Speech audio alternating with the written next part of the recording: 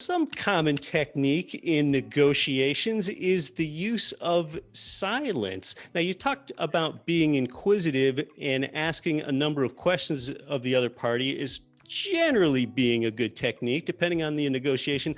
What about the use of silence? How powerful is that in a negotiation, Chris? Yeah, it's massively powerful, massively powerful. And silence is, there are three types of human beings on the planet: fight, flight, make friends. The world splits up pretty evenly into thirds. Doesn't matter if you're Asian, African, Latin, Caucasian, Western European. We got a lot of data that supports this. Fight, flight, make friends. It's the caveman that survived. Silence is a great indicator of who's on the other side, because if you're willing to accept my hypothesis that there are three types, then that means that 2 out of 3 times you're not dealing with your type.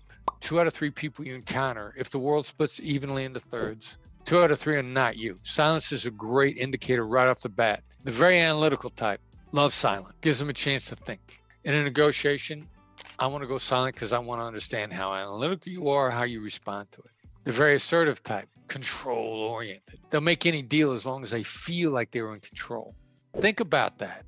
If I get you to feel like you're in control, you're happy with the deal, doesn't matter what the actual economics are, if you felt like you were in control, it's insane.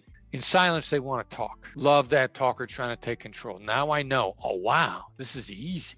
If I use deference on this guy or gal, I win, because deference makes them feel like they're in control. Now, the relationship-oriented person, silence, they want to talk too, but they're not going to talk about the deal. They're going to want to talk about you. They're going to want to talk about the life. They want to talk about their happiness. They'll make any deal as long as they feel like that the process was fair or that it was amicable. So I could get you to make any deal that you feel is fair and friendly. All of these types have a different criteria that they have to meet other than the economic. So let me use silence to figure out which one it is.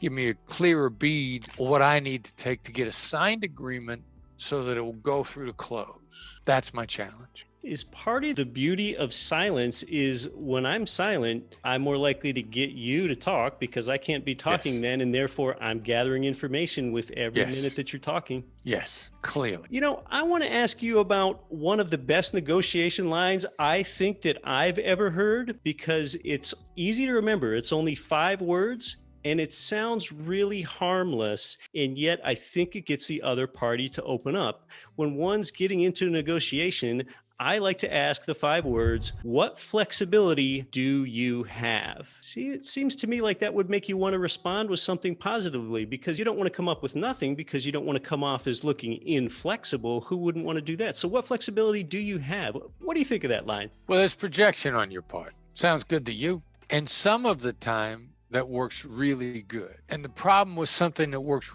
really well some of the time is we begin to stop paying attention to our batting average with it. So any question at all, and first of all, what I like about it, it's a question that starts with the word what, and in general terms, what is a deferential word? And if you're going to ask a question and it's going to be, quote, open-ended, it should start with the words what or how. So the design of the question is really good. It works really well with assertive types, because they love to ask what questions. Love, love, love them. Works fairly good with accommodating types. Analytical types hate all questions. And we drill down with this with analysts a lot of times, and what they will tell you if you can get them to talk is, because I don't have time to think up an answer that I'm not going to regret later, which is why when you ask an analyst a question, you're not going to get a real answer out of them for 36 hours, because they're going to want to think it through every which way, shape, and form before they come up with an answer that's completely perfect, so they don't regret it later. That's the way that they think.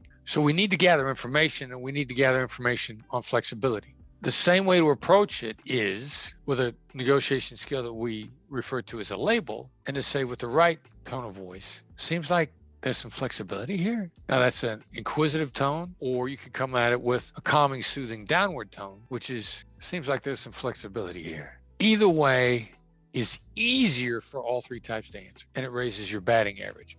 And it goes right at the thing that you were originally designing your question for, which was deferentially getting them to tell you about their flexibility. And that's a great strategy.